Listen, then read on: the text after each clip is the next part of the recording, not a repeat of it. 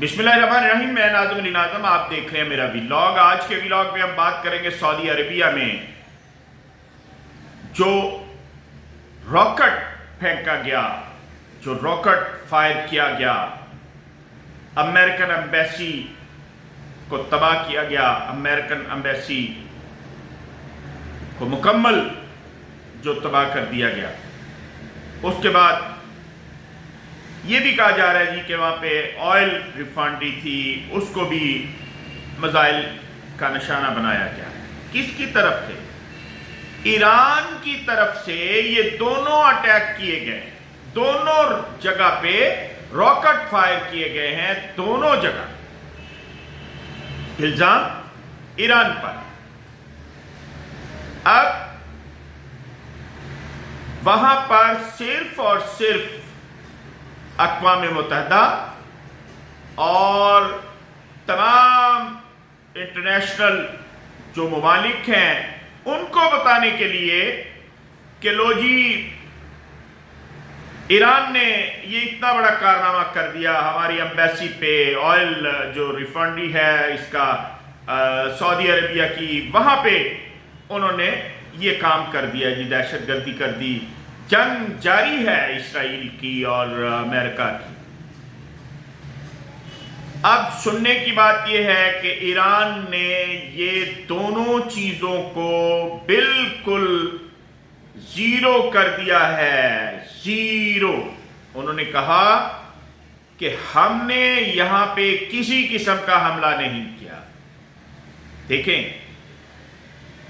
ایران یہ کہہ رہا ہے کہ ہم نے کسی قسم کا کوئی حملہ نہیں کیا، ہم نے کوئی راکٹ نہیں پھینکا، ہم نے جنگ کے دوران یہ دونوں کام ہم نے نہیں کیے۔ تو پھر کس نے کیے بھائی؟ ایڈوانس میں بتانے جا رہا ہوں ایک بات، جیسا کہ یہ کام 110% اسرائیل نے کیا، امریکہ نے کیا۔ موساد جو اسرائیل کی جو جسے کہتے ہیں کہ خفیہ ایجنسی ہے، اس کا نام موساد ہے، وہ یہ سارے ٹارگٹ، یہ سارے معاملات سر انجام دلوا رہی ہے۔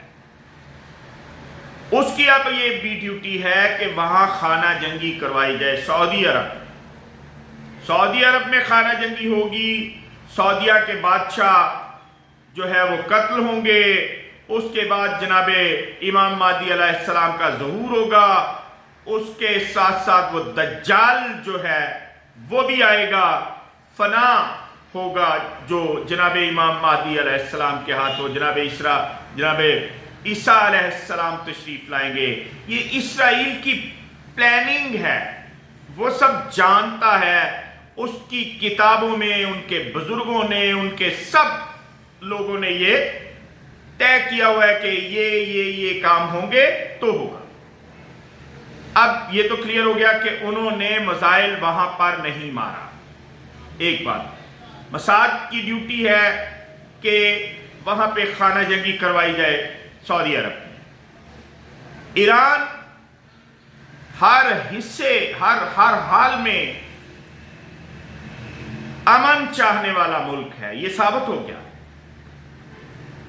کیونکہ رات گئے ٹرمپ سے جو بات ہوئی اس میں ہمارے پاکستان کے جناب چیف مارشل اور جناب میاں شہباز شریف صاحب وزیر اعظم، ان سب نے ایک بہت بڑا کردار ادا کیا، اور وہ جو رات بھر کا الٹیمیٹم تھا کہ بھئی آج ایٹمی حملہ کرنا پڑے، کچھ کرنا پڑے، ہم ایران کو نیست و نابود کر دیں گے، نعوذ باللہ، یہ ٹرمپ کا کہنا تھا۔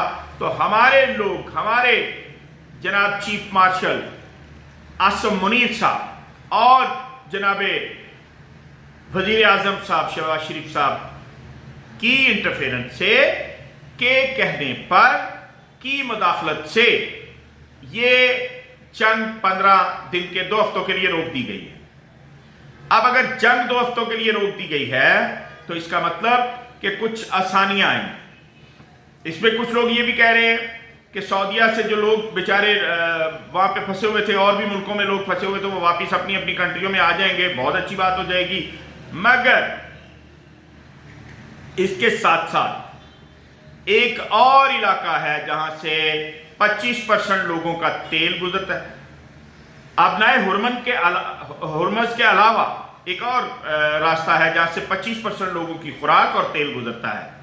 ایران نے یہ کہہ دیا ہے کہ ہم وہ بھی بند کر دیں گے۔ وہ اگر بند ہوتا ہے تو سعودیہ کی ٹوٹل خوراک جو ہے وہ بند ہوتی ہے اور بڑے مسائل ملکوں میں بنتے ہیں۔ یعنی یہ بات آگے چلتی ہے، اور اگر یہ چلتی ہے تو اسی حج پہ یہ بھی کہا جا رہا ہے کہ جناب امام مہدی علیہ السلام ہو سکتا ہے تشریف لے آئیں، ان کا ظہور ہو جائے، اور اس سے پہلے جو لوگوں نے دنیا سے جانا ہے وہ اس جنگ میں چلے جائیں، اور جو نئی چیز ہونی ہے وہ ہو جائے۔ اب نئی چیز کیا ہے؟ جنگ کی تیاری کے ساتھ ساتھ جنگ کا ہونا، اور جنگ کے ہونے کے ساتھ ساتھ امام مہدی علیہ السلام کا ظہور ہونا ہے۔ تو یہ ساری چیزیں ہو رہی۔ جو اسرائیل نے بڑا کارنامہ کرنا ہے وہ یہ کرنا ہے کہ خود ہی مسجد اقصی پر یہ راکٹ مارے گا، مسجد اقصی کو شہید کرے گا اور ایران کے ذمہ لگا دے گا۔ یہ پڑھی لکھی بات ہے، بہت بڑی بات جو جسے کہتے ہیں کہ سب لوگ جو ہیں، انٹرنیشنل لوگ جو ہیں، وہ اس پہ تبصرہ کر رہے ہیں کہ ایسا ہوگا۔ یہ خود اسرائیل ایسا کر کے ایران پہ وہ جو ہے وہ الزام لگا کے مزید ایران کے لیے جو ہے جنگی معاملات کو تیز کرنے کے لیے یہ سب کچھ کرے گا۔ اللہ تعالی ہم سب کا حامی و ناصر ہو، ہم سب کو خانہ جنگی سے بچائے، خوراک کی قلت سے بچائے۔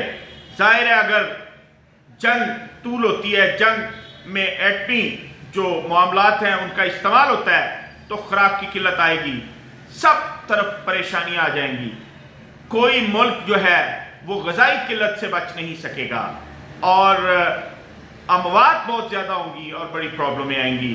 اللہ کرے کہ یہ معاملہ ٹل جائے، اور جناب چیف مارشل جو ہیں، چیف ایئر مارشل جو ہیں، ان کو اللہ کرے کہ وہ اور زیادہ اپنے فرائض سر انجام دیں، اور جناب شہباز شریف صاحب جو ہیں وہ اس میں انٹرفیرنس کر کے ان معاملات کو بہتری کی طرف لے کے آئیں، اور ہمارے فیلڈ مارشل جناب عاصم منیر صاحب جو ہیں، اللہ کرے کہ وہ صحت تندرستی ہو اور وہ سارے معاملات میں پیار محبت سے اس کو ختم کروا سکیں۔